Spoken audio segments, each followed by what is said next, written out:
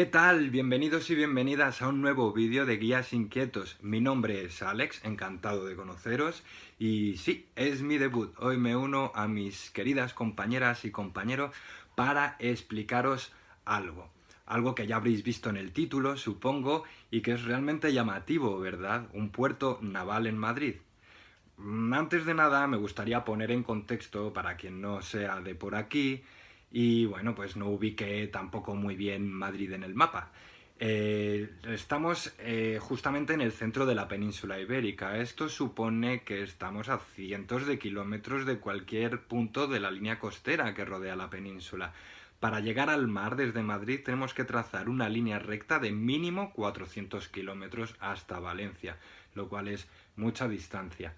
Para más INRI tenemos un clima bastante árido, con lo cual los ríos que surcan justamente esta región no son demasiado caudalosos, no tienen nada que ver, por ejemplo, con el Sena, con el Támesis o con el Orinoco, mucho menos. Pero esto no siempre ha sido así. Esta región, antes de la degradación producida por el hombre, a partir de quizá la ocupación romana y una economía ya muy basada en la extracción de recursos a gran escala, era una zona bastante húmeda, llena de arroyos y de lagunas. De hecho, el nombre de Madrid parece ser que viene a hacer referencia a aquella riqueza de agua. Para cumplir con este hipotético viaje desde el puerto de Madrid en barco hasta la desembocadura del Tajo en la ciudad de Lisboa, capital de Portugal, tendríamos que recorrer 3 ríos. El primero sería el Manzanares, que baña la propia ciudad de Madrid. Recorreríamos muy poquitas decenas de kilómetros hasta llegar al río Jarama y unos 10 kilómetros más abajo, a la altura de la bellísima ciudad de Aranjuez, llegaríamos al río Tajo y allí, directos durante unos 400-500 más bien kilómetros hasta el océano Atlántico. El río Manzanares, que nace aquí muy cerca en las sierras que se encuentran al noroeste de Madrid, como digo, muy cerquita, recorre 92 kilómetros y tiene un caudal muy pequeñito, viene a ser de unos 10 a 15 metros cúbicos por segundo de media. Vamos a hacer una comparación a que, eso no es realmente muy fiel porque son cosas muy variables y según en qué punto del río lo calcules, pero comparemos entre 10 y 15, pongamos 12 con 232, que es el caudal medio del río Tevere o río Tíber en su desembocadura cerca de Roma, con lo cual tenemos un río muy pequeñín en Madrid, que solamente permite el baño a los patos y a los tobillos humanos. De hecho, ahora vamos a escuchar algunas de las burlas que literatos han realizado a lo largo de la historia. Empezamos con Lope de Vega, gran autor del siglo de oro, que hará unos 400 años escribió los siguientes versos. Si me permitís, voy a leerlos. Manzanares, Manzanares, arroyo aprendiz de río, platicante del Jarama, buena pesca de maridos, y aunque un arroyo sin bríos os lave el pie diligente, tenéis un hermoso puente, con esperanza de río. Otro de los autores bastante importantes en la literatura española, Góngora, escribió estos 3 versos.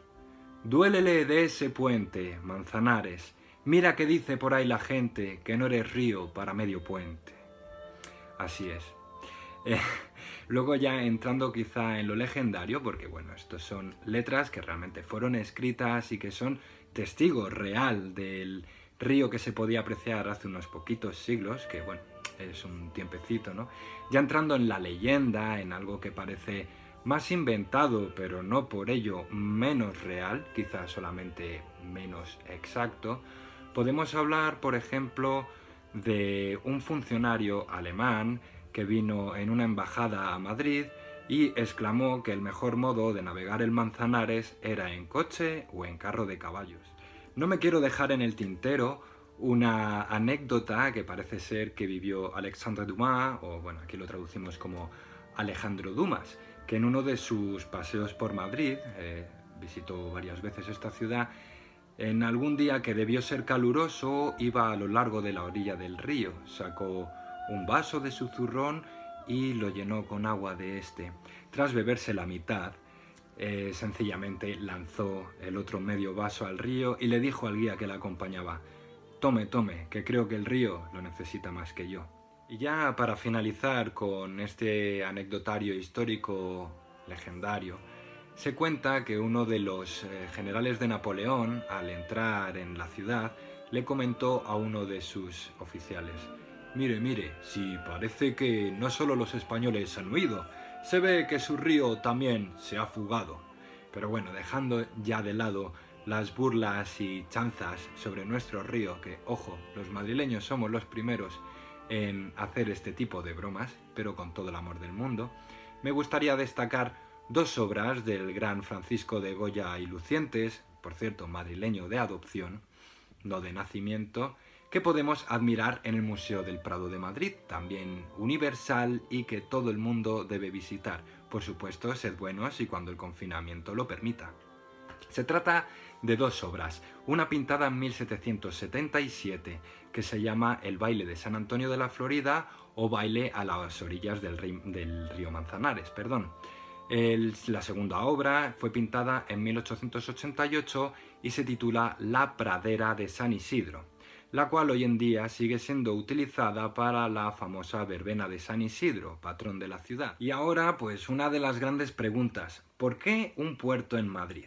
Bien, desde 1561, en que el rey Felipe II estableció por fin una corte estable y no itinerante en Madrid, en el centro de la península, esto, bueno, traía unas ventajas, y de hecho por eso lo hizo, pero también algunas desventajas, como puede ser, por ejemplo, que antaño el modo más rápido de viajar fuera navegando en un barco.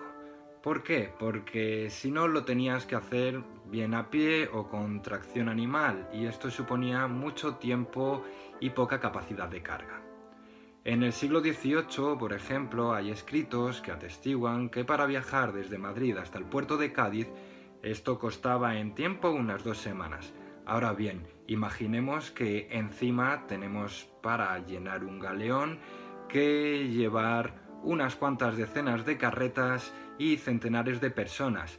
Esto obviamente era muy costoso y, como ya he dicho, llevaba mucho tiempo. Luego hay que embarcar todas esas mercancías en un galeón o nave similar y sí, ya podemos navegar, que como he dicho, o bien a vela o bien a remo, era el modo más rápido de viajar a lo largo del mundo.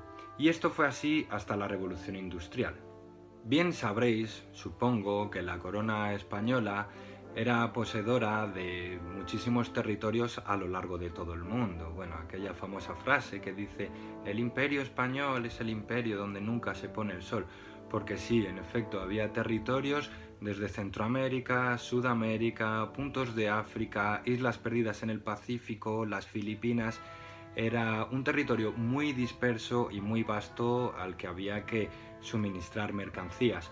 Por ello, realmente el centro logístico y desde donde se operaban todas estas operaciones realmente era Sevilla, que por decirlo así era el nexo de unión entre la metrópoli, entre el territorio peninsular y el resto de territorios de los que os he hablado. Por tanto, este rey, Felipe II, el que había establecido la capitalidad en la pequeña villa de Madrid en 1561, fue el que posteriormente le pidió a uno de los ingenieros militares y arquitectos más importantes del momento que pensara en un proyecto.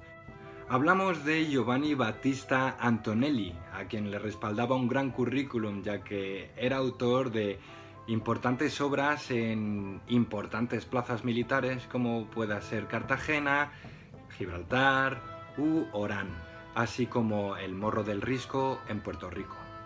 Este aceptó de muy buen grado el encargo del rey y se puso a pensar. Parece que era la persona adecuada, ya que todos los trabajos empezaron muy bien. Empezó con un trabajo de campo, cogiendo una canoa y comenzando a navegar desde Lisboa, Tajo arriba, hasta el río Jarama.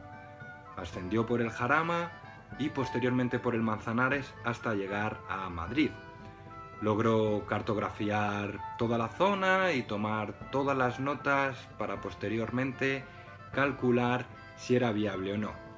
Este hombre era consciente de que la tecnología existente en aquella época, atención, hablo de hace 500 años, hacía posible esta empresa. Bien cierto que era bastante caro, iba a costar mucho dinero, pero bueno, teníamos ante nosotros pues unas cajas llenas de monedas de oro y el rey parecía bastante dispuesto a ello. Y así fue, de hecho, tras el trabajo de despachos y diseños, la obra comenzó y a base de una construcción de diferentes sistemas de diques, compuertas, esclusas y demás, se hizo navegable el río Tajo desde la ciudad de Abrantes hasta Alcántara, es decir, prácticamente desde la ciudad de Lisboa hasta la frontera con España.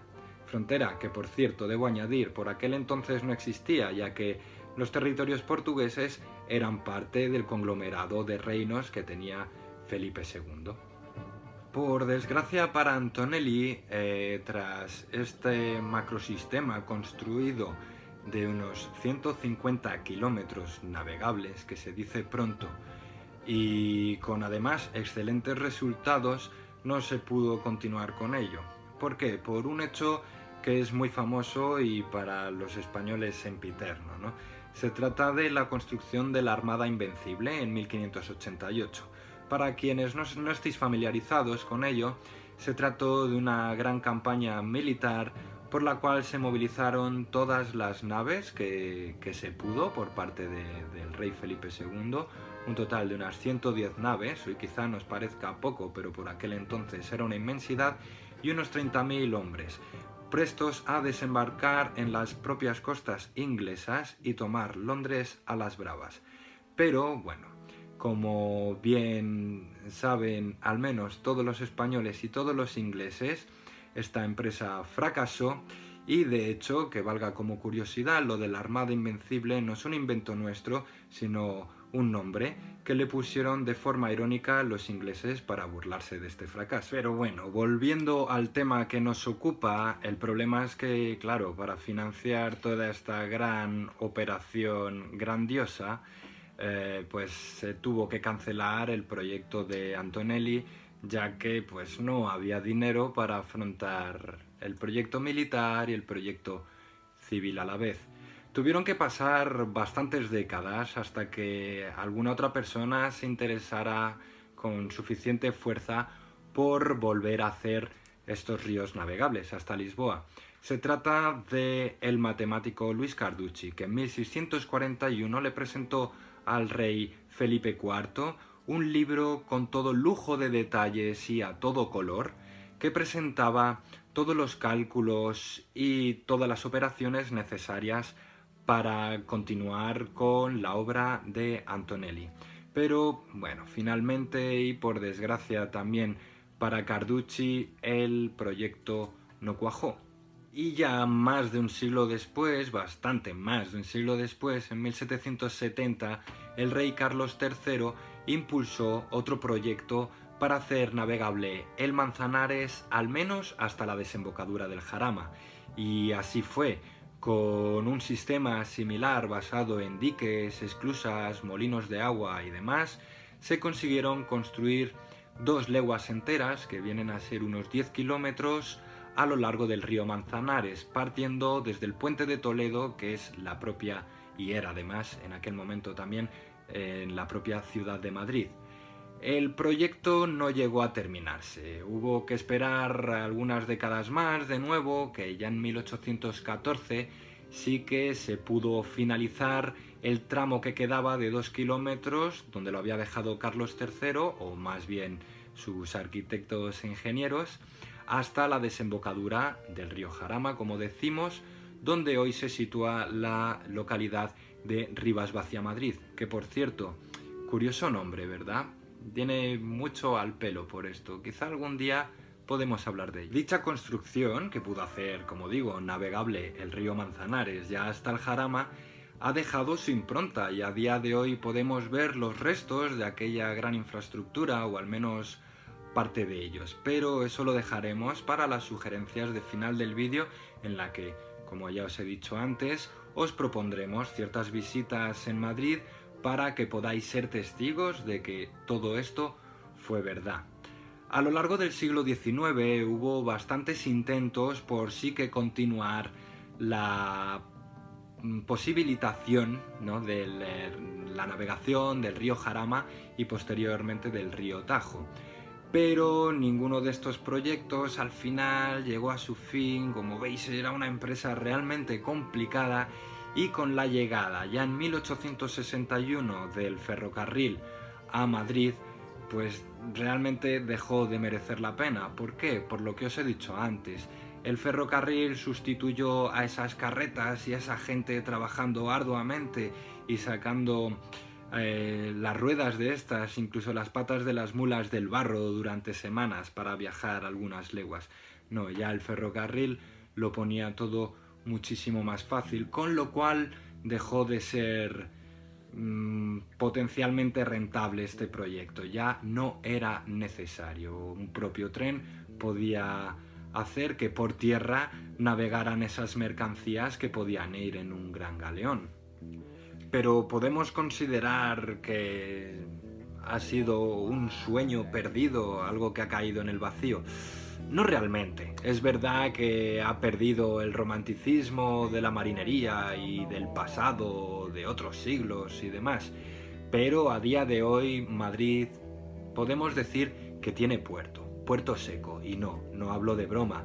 Hay un concepto que se llama así, puerto seco, y que ha cristalizado en Madrid después de diferentes proyectos. Uno en mi ciudad de crecimiento, donde yo me he criado, de hecho, en Móstoles. Pero no fue aquí donde al final se hizo en Coslada. Creo que de hecho es más adecuado, ya que está cerca del aeropuerto. ¿Por qué? Porque el concepto este de puerto seco es un nexo que une varias líneas de ferrocarril, carreteras, está, como digo, cerca de un aeropuerto normalmente, y cerca de grandes o importantes núcleos industriales y de almacenaje, posibilitando así una serie de operaciones de gran calado, nunca mejor dicho, de tipo logístico y mercantil. Es más, ya para finalizar el vídeo, otra anécdota, o más bien es un dicho que se suele decir en Madrid y lo he oído en otras zonas de España, de la península ibérica, que es que el mejor pescado de toda España o de toda la península ibérica se come aquí en Madrid. Yo tengo mis dudas, porque tenemos aquí grandes puertos que están cerca de grandiosos caladeros de pescado. Como digo, tengo mis dudas, pero ya para dar paso a la sección en la que participáis, ¿qué opináis de eso? ¿Qué me podéis decir? ¿Creéis que el mejor pescado de España se come en el lugar más alejado de la costa o no? Aparte de eso, bueno, os pido que, como digo, participéis haciendo sugerencias, críticas, desde luego, añadiendo información que se nos haya podido quedar en el tintero, o todo lo que os interese, queráis o podáis aportar. También nos gustaría sugeriros algunas visitas que se pueden hacer por Madrid relacionadas con esto, y quizá no tanto como la primera que os quiero sugerir, que es desde luego ir al Museo del Prado, ya no solamente para ver los cuadros de Goya, los relacionados y no relacionados, sino con los de otros grandes artistas, con más renombre y con menos, ya que todo contenido que podéis encontrar allí os va a maravillar. Los que ya habéis estado ya sabéis que queréis volver, porque lo sé yo, y quienes no hayáis estado en el Prado, desde luego, en cuanto podáis ir. También, bueno, os recomiendo, ahora que estamos confinaditos, pues que visitéis una página web, se llama parquelineal.es. Es la página web de la organización que se encarga de las visitas de todo el recorrido del río Manzanares, desde la ciudad de Madrid hasta su desembocadura. Es decir, desde los parques urbanos que posee la ciudad a lo largo de la ribera, como ya los paisajes naturales que podemos encontrar a las afueras en la zona sur de la ciudad. También podréis visitar en el segundo tramo esas infraestructuras que han dejado su rastro, ordenadas construir por Carlos III. Sí que os tengo que pedir que por favor no vayáis por vuestra cuenta a ver dichas instalaciones, ya que están en la lista roja de patrimonio en peligro por parte de la asociación Hispania Nostra, es decir, hay que tener sumo cuidado con ello y hay que ir con guías acreditados para visitarlo. Y ya por último también sugeriros que vayáis a montar en teleférico. Yo de hecho personalmente no voy desde que era un canijito así y bueno, la verdad que merece la pena para poder observar las vistas del oeste de la ciudad, de la casa de campo y cruzar por encima el río Manzanares, pudiendo quizá imaginar cómo podría ser aquel puerto naval, no sé si con galeones, no sé si con carabelas, pero hay que alimentar la imaginación, la creatividad y la curiosidad, que es una de las cosas que nos impulsa a hacer todo esto y es donde todo se hace magia y desde donde se materializa todo lo grande que podemos observar y disfrutar. Ya solamente pediros que por supuesto dándole a los botoncitos que vosotras y vosotros ya sabéis, el botoncito de seguir, de me gusta, de like, de I love it o lo que sea, por supuesto estáis más que invitados a darle para seguir apoyándonos con esta causa, aunque como ya os digo, la ilusión la tenemos ahí. Espero de todo corazón que os haya gustado el vídeo, yo he disfrutado muchísimo con vosotros y vosotras y hasta el siguiente vídeo de Guías Inquietos. Chao, nos vemos.